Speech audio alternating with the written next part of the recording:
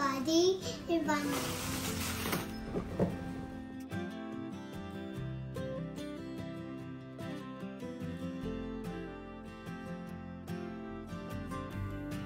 নমস্কার বন্ধুরা, মিষ্টি গৃহকোণের একটি ব্লগে আপনাদের স্বাগত জানাই। আশা করি আপনারা সবাই ভালো আছেন, সুস্থ আছেন। আপনাদের আশীর্বাদে আমরাও ভালো আছি আর সুস্থ আছি।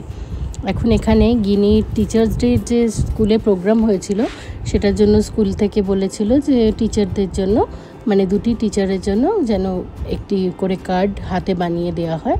তো গিনি এখন বড্ড ছোট, আর এখন রাত্রির প্রায় 12:30 মতো বাজে। আমি এখন সেই জন্য কার্ডটা তৈরি করছি, যদিও এটা পুরনো মানে ভিডিও আমি পরে দিচ্ছি। তো এখন সেটাই কেটে নিচ্ছিলাম, যে গ্লিটার পেপার এনেছি, কিছু ফ্লাওয়ার বানিয়ে দিচ্ছি। আর বলেছিল যে ওদেরকে যদি নিজে হাতে বানানো করতে দেওয়া যায়, কিন্তু ও না এই কাটিংগুলো একদমই পারবে না। আর আমরাও যখন ছোট ছিলাম, বাবা মারাও তো আমাদের সব কিছুতে সাহায্য করতো বলুন।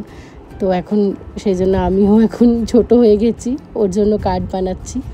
নিজেরও বানাতে বেশ ভালোই লাগছে, কারণ আগে যখন আমি ছোট ছিলাম টিচারদের জন্য কার্ড নিজে হাতে বানাতাম। আমি অবশ্যই এঁকে বানাতাম, কারণ এরকমভাবে পেপারিং মানে কালারিং পেপার দিয়ে এইসব করে আঠা ফাটা দিয়ে বানাইনি কোনোদিনও। সুন্দর করে হাতে এঁকে আমি বানাতাম। কিন্তু এখন বলেছে সেহেতু বানিয়ে তো দিতেই হবে, এখন আমারই দায়িত্ব, আমি এখন ধরেছি। বেশ ভালোই লাগছে বলুন, ফুলটা নিজের মতো করে আইডিয়া করে বানাচ্ছি। জানি না কেমন হবে লাস্ট পর্যন্ত, দেখা যাক। কিছু পাপড়ি কেটে নিয়েছিলাম, এখান থেকে একটুখানি গোল্ডেন পেপারও কেটে নিয়েছি। গোল গোল করে কেটে ফুলের মধ্যেখানের যে অংশটা সেটা করব। আঠা লাগিয়ে দিয়েছি, এবার বসিয়ে দিলাম। আর এখন এখানে একটু সাইডটা ভাবছি চুমকি দিয়ে দেবো। চুমকিরও প্যাকেট কিনে এনেছিলাম, এই চুমকিগুলো সেট করে দিয়েছি, মোটামুটি হয়ে এসেছে। আর এই যে ছোট ছোট পেপার কেটেছিলাম, ওই গ্লিটার পেপার, যেটা দিয়ে ফুলের ডাঁটিটাও বানিয়ে নিচ্ছি। তো গিনি মনে হয় সকালবেলা দেখে অবাক হয়ে যাবে যে মা আবার কখন এটা বানালো। ও জানে না যে মানে মা বানিয়ে রাখবে, ও জানে যে ওই বানাবে। কিন্তু ওর বানানোর সময় কোথায় বলুন, পড়তে যায়, স্কুল যায়, আর যেটুকুনি টাইম পায় সেটুকুনি টাইম একটু খেলাধুলো করে। এইটুকুনি তো একটা বাচ্চার দরকারি বলুন। এই দেখুন কার্ডটা রেডি হয়ে গেছে। দুটো টিচারের জন্য দুটো কার্ড, এই একটা কার্ড আর এই একটি কার্ড, এই দুটো কার্ড আমি বানিয়ে দিয়েছি। একটি ওদের ক্লাস টিচারের জন্য আর একটি ওদের হেডমিস্ট্রেসের জন্য।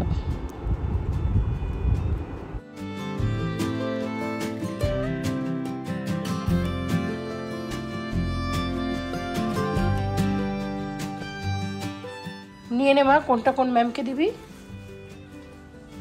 কোনটা কোন ম্যামের? এটা বল। এটা সালোনি ম্যাম, এটা সাক্ষী ম্যাম। নিয়ে নে।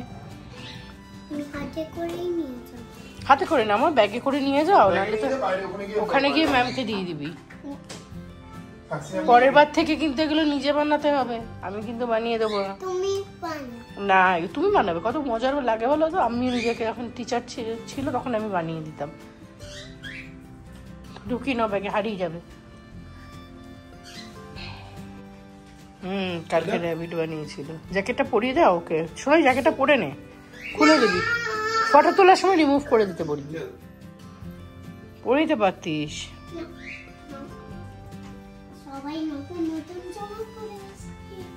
তুইও তো নতুন জামা পরেছিস, তাই তো?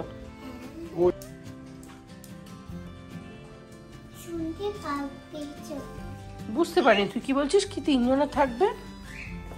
যদি আমি একটা কিনি তাহলে তোমার থাকবে, বাবার থাকবে, আমার থাকবে। Tata bye bye. Tata bye bye. আবার আসছি, আবার আসছি। তাড়াতাড়ি যাও। এই ওটা নিয়েছো, ওটা দিয়েছো ব্যাগে? সব দিয়েছি, তুই পালা। ঠিক আছে ঠিক আছে, হয়েছে তো পড়া। টাটা।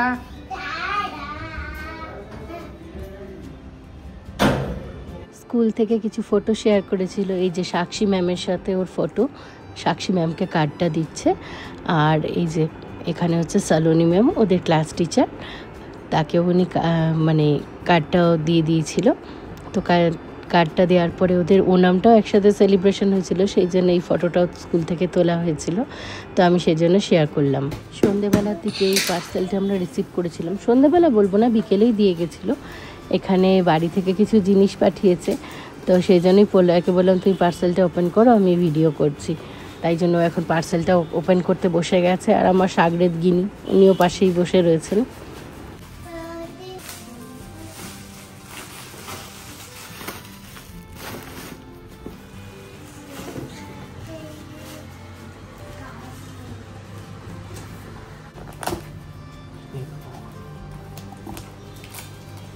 আলু বেরিয়ে পড়ে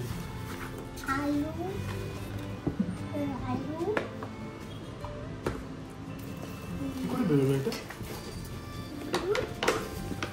এই যে চলে এসেছে বাড়ি থেকে তালের নাড়ু, খুলে গেছে এটা। গিনি তালের বড়া, সরি তালের সব দিয়েছে, বক্সে কিছু পড়ে গেছে, খুলে গেছে। এসেছেই ভাগ্যবান। এই এর ভিতর এই রয়েছে। দারুণ খেতে, খেয়ে দেখ গিনি, টেস্টও কর। পাপা খাবে না। থার্মোকল মিক্স হয়ে গেছে। খেয়ে দেখ। তো খাওয়া ঠিক হবে না মনে হয়।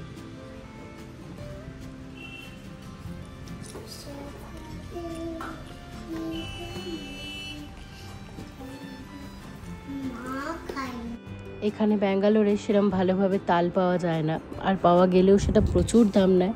তো কথায় কথায় মাকে বলেছিলাম, মা ভীষণ তালের বড়া খেতে ইচ্ছে করছে, এবারে তো তাল একদমই আনায়নি প্রলয়, আর বড়াও বানানো হয়নি, অন্যবার বানাই। তো মায়ের মন জানেন, একবার শুনেছে এবং করে একদম সঙ্গে সঙ্গে পাঠিয়ে দিয়েছে পার্সেল করে। এই যে বড়াটা দেখুন কি সুন্দর আছে এখনও, আমার এত ভালো লাগছে আমি বলে বোঝাতে পারবো না। তাই দেখছি ট্রান্সপোর্টেশন।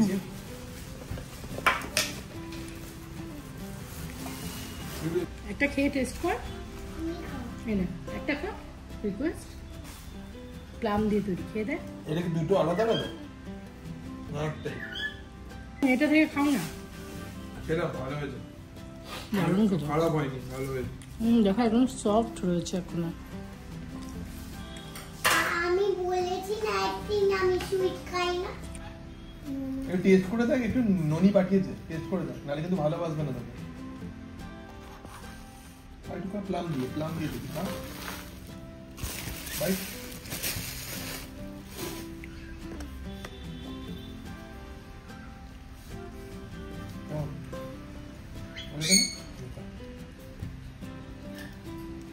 শেষ করে ফেলি না।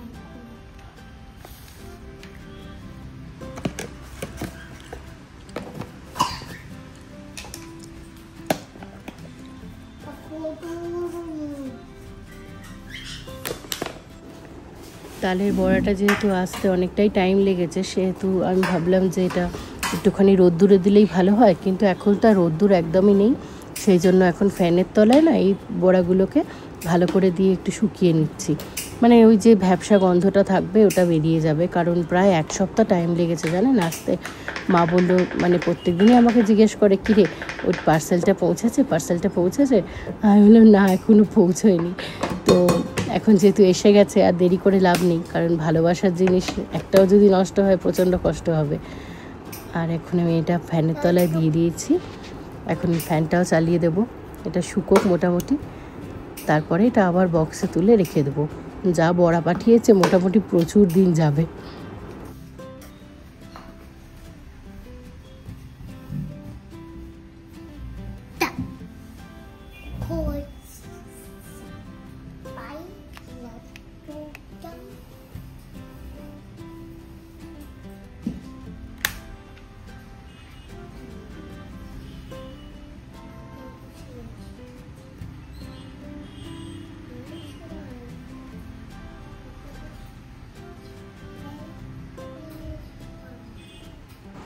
ফ্যানটাও চালিয়ে দিয়েছি, আর এখন সন্ধে হয়েও যাবে। তো এখন চলুন, ভিডিওটা তো আজকে এখানেই শেষ করছি। ভালো লাগলে একটা লাইক করে দেবেন, শেয়ার করবেন, সাবস্ক্রাইব করে পাশে থাকবেন, আর হ্যাঁ, বেল নোটিফিকেশানটা অন করতে একদম ভুলবেন না আমার আগামী দিনের অন্য ভিডিও পাওয়ার জন্য। আজকে তাহলে আসি, টাটা।